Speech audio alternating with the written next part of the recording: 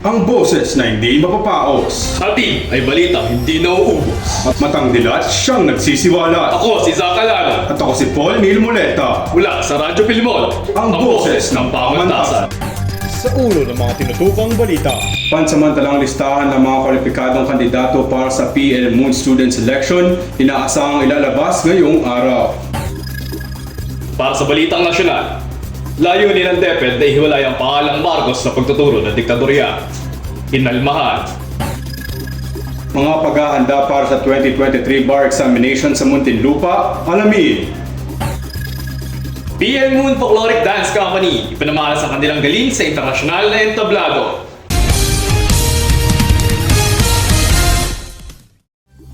Pansamantalang listahan ng mga kwalipikadong kandidato para sa PL Moon Student Selection, inaasahang ilalabas ngayong araw. Alamin ang mga detalye sa espesyal na pagtutok ni Kisha Gail Palmos. Kisha. O Anili, naasahan nga na ngayong araw ay maglalabas ang University Electoral Committee ng pansamantalang listahan ng mga kwalipikadong kandidato para sa posisyon sa University Student Council at College Student Councils ng pamantasan. Naantala ang paglabas ng pinal na listahan ng mga kwalipikadong kandidato para sa 2023 student elections dahil sa sabay-sabay na paghingi ng Certificate of Grades o COG. Ayon kay Mr. Maglaya, OIC ng Prefect of Student Organization, napagdesisyonan nilang pagbigyan ng mga habol ng COG hanggang Lunes. Dagdag pa niya, kasama pa rin sa pansamantalang listahan ng mga nanghingi ng konsiderasyon at saka sasalayin ang mga ito matapos makumpleto ang mga kinakailangan. Inaasahan naman na sa darating na Lunes ay may lalabas na ng tanggapan ng pinal na listahan. Sa mga oras na ito, narito ang bilang ng mga nagpasa ng COC. Para sa University Student Council, 2 sa Student Regent at Deputy Student Regent, 2 counselors galing sa mga sumusunod na colleges: College of Teacher Education, College of Business Administration, College of Arts and Science, College of Criminal Justice, College of Information Technology and Computer Science, at Institute of Public Policy and Governance. Para naman sa mga representative, 4 galing sa College of Teacher Education, 3 sa College of Business Administration, 5 sa College of Arts and Science, 5 sa College of Criminal Justice, 8 sa College of Information Technology and Computer Science, at 4 sa Institute of Public Policy and Governance. Para sa College Student Councils, isang party list mula sa College of Arts and Science, College of Information Technology and Computer Science, College of Business Administration at Institute of Public Policy and Governance, at 2 naman mula sa College of Teacher Education at College of Criminal Justice. Kisha Gail Palmos, Radyo Pilimon.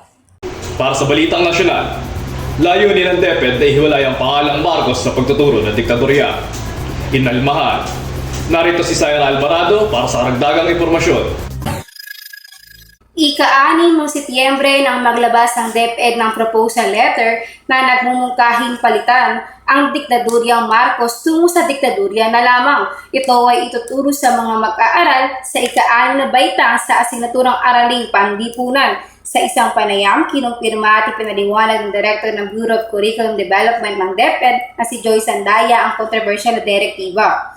Saad niya na ang mga pagbabago sa terminolohiya ay parte lamang ng pagsasaayos ng mga paksa sa panibagong matatag curriculum na ilulunsad ng DepEd. Agad naman itong kinundina ni Representative Franz Castro ng Alliance of Concerned Teachers o ACT Party List. Saad ni Castro, isa itong paglabag sa Republic Act 10386 na kumikilala sa mga biktima ng martial law sa rehimeng Marcos.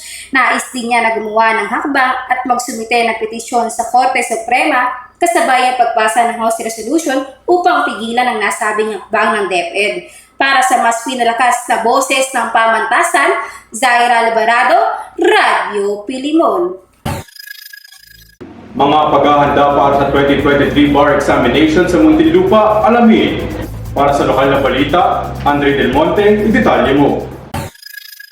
Maghihigpit ng pagpapapasok ang Alabang Hills Village ng mga sasakyan at hindi residente sa mga araw na itinakda para sa 2023 bar examinations.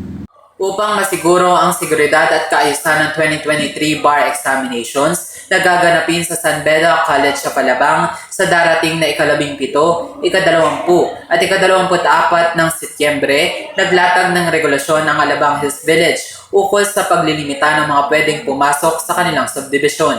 Sa mga araw ng eksaminasyon, 5 TODA drivers lamang ang papayagan ng AHV na bumiyahe sa loob. Sila ay ang mga naunang tinukoy ng AHV administration at binigyan ng bar ID. Apektado rin ng food delivery services sa mga paghihigpit sa loob ng AHV. Maaari lamang silang makapasok makalipas ng alas 8 ng umaga o sa oras na nasa loob na ng testing centers ang mga bar examinees sa mga petsa ng pagsusulit. Ayon naman sa aming panayam kay Ms. Noemi Gonzalez, Head ng Public Information Office ng City of Muntinlupa, nagkaroon ng iba't ibang coordination meetings ang pamahalaang lungsod kasama ang Supreme Court, Muntinlupa Traffic Management Bureau, Philippine National Police at iba pang mga ahensya ng gobyerno at mga pribadong sektor upang pag-usapan ang mga dapat na ipatupad at ilatag sa 2023 bar examinations. Kaugnay nito, nagpatupad ng liquor ban ang lungsod sa pamamagitan ng Executive Order No. 45.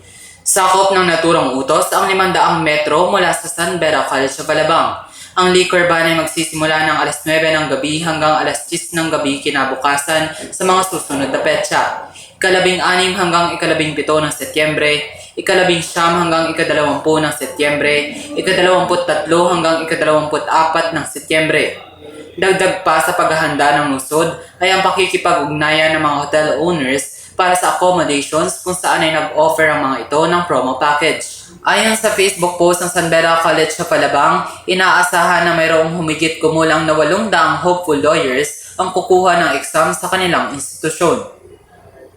Paalala naman sa publiko ng pamahalaang lungsod ng Muntinlupa na asahan ang bahagyang pagbigat ng daloy ng trapiko sa bahagi ng Don Manolo Boulevard, Alabang Zapote Road at iba pang mga kalapit na kalsada sa mga araw ng bar examinations, lalo na sa umaga at tanghali kasabay ang pagpasok at paglabas ng mga bar examinees. Para sa mas pinalakas na boses ng pamantasan, Andre Del Monte, Radyo Pilimon. PL Moon Folkloric Dance Company, pinamalas ang kanilang galing sa internasyonal na entablado. Almarie Villaester, ibalita mo! Dumalo at ibinida ng PL Moon Folkloric Dance Company ang kanilang talento sa Manila International Dance Festival bilang isa sa mga kinatawan ng Pilipinas.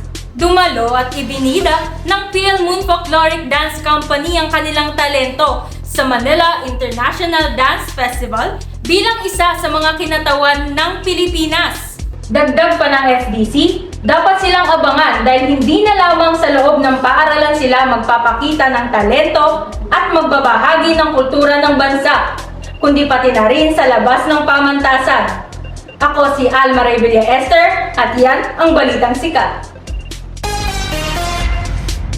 At yan ang mga sariwang balita sa araw na ito. Manatiling nakatutok sa Radyo Pilimon Facebook page at YouTube channel para sa mga mahahalaga At napapanahong balita sa loob at labas ng pamantasan. Muli, ako si Zach Alano. at ako naman si Paul Nilmoleta para sa mas pinalakas na boses ng pamantasan, Radyo Pilimon.